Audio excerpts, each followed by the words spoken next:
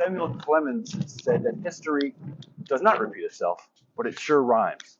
Now, I'm not sure it was Sam that said that, but it's something that he would say, and I'm using that reference because time moves on and things change.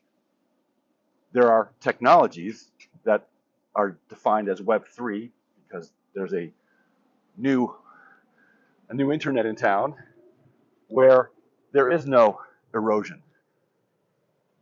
These digital tags or tokens on your assets, on anything, on a conversation with somebody, on a PowerPoint deck, on a proposal, on an ownership legal document, they're now immutable forever. The way the technology works, you can't change it unless you want to.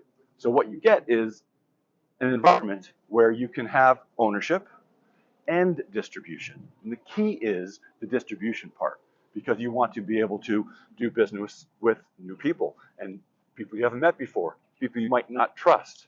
So there's a thing called zero knowledge truth. That is a fancy way of saying, well, you got to qualify who you are. You have to disclose certain requirements, but not everything, not your margins, not proprietary information. But you can still do business with people without having all of that. But you still know that they're solvent, that they have the money to pay you, or whatever the case may be. So these terms are not just technobabble. They are the elements of security that won't erode, like some castles have, and allows your business to work with new companies more seamlessly, meaning only relevant companies because they have disclosed what is required. Again, not everything.